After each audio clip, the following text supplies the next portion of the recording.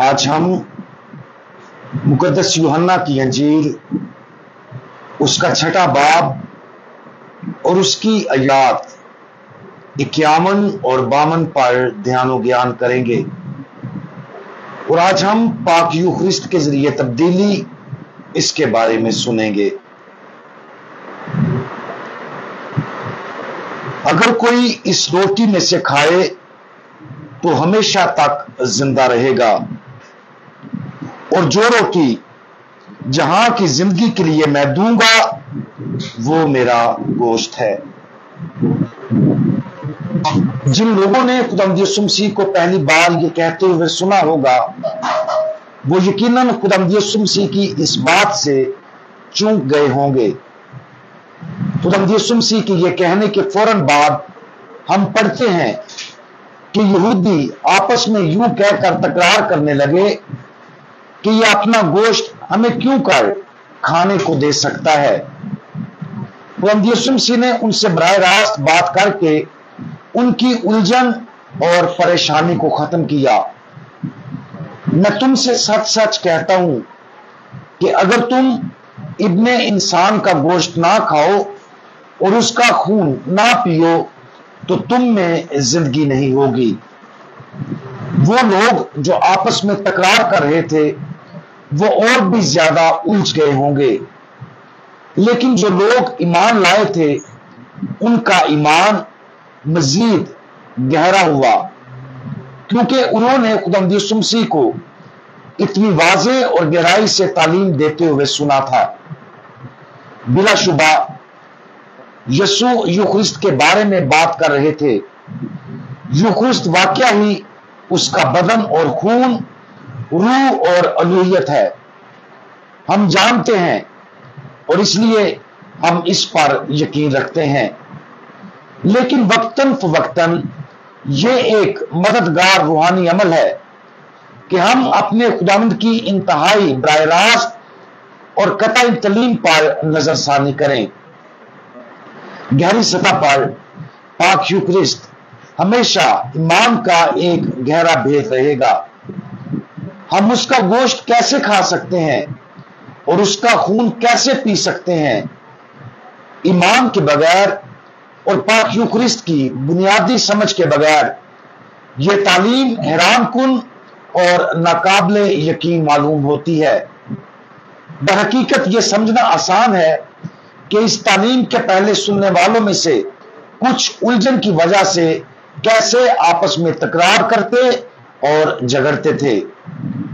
اس وجہ سے ہمیں خداوند یسوع مسیح کے الفاظ کو سمجھ کے روحانی تحفہ کے ساتھ سننا چاہیے، تاکہ ہم خداوند یسوع مسیح کی اس تعلیم کو اچھی طرح سمجھیں اور ہم ان لوگوں میں شامل نہ ہوں جو الجھن میں ہیں۔ تفہیم روح القدس کا ایک تحفہ ہے جو ہمارے ذہنوں کو گہری روحانی سچائیوں کے لیے کھولتا ہے جو خداوند یسوع مسیح ظاہر کر رہا ہے۔ اگر ہم صرف اپنی انسانی عقل کا استعمال کرتے ہوئے اس تعلیم کو سننے کی کوشش کریں گے تو ہم کبھی بھی سمجھ نہیں پائیں گے۔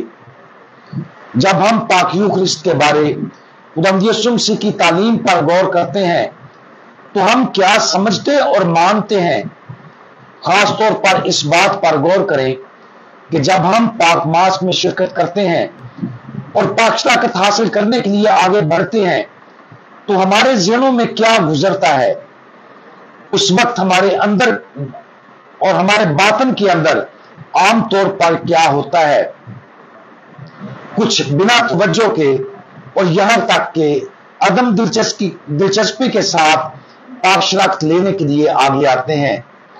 یوخرسٹ کی بجائے اپنے ارد گرد لوگوں پر زیادہ توجہ دیتے ہیں۔ دوسرے صرف عادتاً پاک شراکت لینے کے لیے آگے آتے ہیں کیونکہ انہوں نے ہمیشہ یہی کیا ہے۔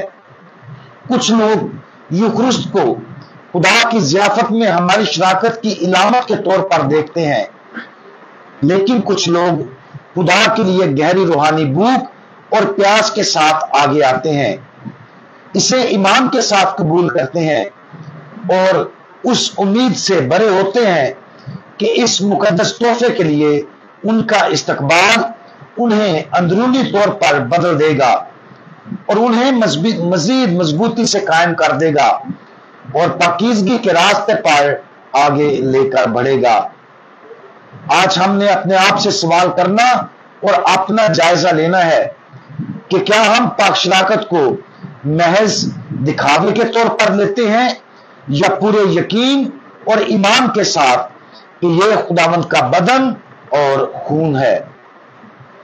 पाक यूखरिस्ट पर यकीन करना और इसे इंतहाई ईमान और अकीदत के साथ हासिल करना तब ही मुमकिन होगा जब हम ईमान लाएंगे, लेकिन यकीन और ईमान खुद ब खुद नहीं आता।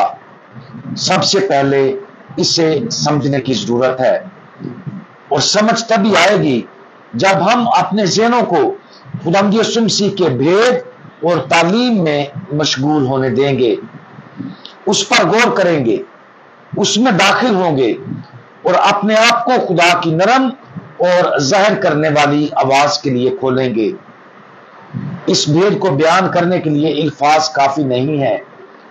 वो दुआ जो हमें खुदा की आवाज सुनने के लिए तैयार करती है, वही पाक यूखरिस्ट पर हमारे ईमान को गहरा कर सकती है। आज हम इस बात पर गौर करें कि हम हर इतवार कैसे पाक शराकत हासिल करते हैं। इसलिए कुछ इतवारों के बारे में सोचकर शुरू करें कि हम किस तरह खुदावंद यीशु मसीह को पाक शराकत में हासिल करने के लिए आगे बढ़ते हैं। वहां से सोचें कि हम इस लम्हे को कितनी गहराई से समझते हैं। क्या ये हमारे लिए तब्दीली का बाइस है? क्या हम उन लोगों में से हैं जो खुदावंद यीशु मसीह के लिए भूखे और प्यासे हैं? क्या हम उन रूहानी असरात को महसूस करते हैं जो यूखरिस्त के इस्तकबाल के नतीजे में हमारे अंदर रूनमा होते हैं? अगर ऐसा है तो अगली बार जब हम शिरकत करेंगे तो पाक मास में ज्यादा दुआ या शिरकत के लिए खुद के साथ अज़म करके अपने ईमान को गहरा करें। अगर नहीं तो फिर पीछे हटने की कोशिश करें और इस बात का जायजा लें जिस पर हम हकीकत में यकीन रखते हैं, उसके बारे में उलझन में है या नहीं मानते। पाक यूखरिस्त से बड़ा तोहफा कोई नहीं है जो हमें जिंदगी में मिलेगा। इसलिए पाक यूखरिस्त हमारी जिंदगी का सबसे बड़ा तोहफा है। अपने पूरे दिल से इस पर यकीन रखें और हम देखेंगे कि पाक यूखरिस्त हमारी जिंदगियां बदल कर रख देगा। हमारे यूखरिस्ती खुदावंद, हम आप पर यकीन रखते हैं, लेकिन हमारी उलझन और शक में हमारी मदद करें। हम पाक शराकत के सबसे बड़े तोहफे के लिए आपका शुक्रिया अदा करते हैं। बराए करम हमें इस तोहफे के बारे में सिखाते रहें, हमारे ज़हनों को समझने के लिए खोल दें ताकि हम हमेशा ईमान, मोहब्बत और उम्मीद के साथ कबूल करने के लिए आगे आए। खुदावंद यीशु मसीह, हमारा भरोसा आप पर है। आमीन।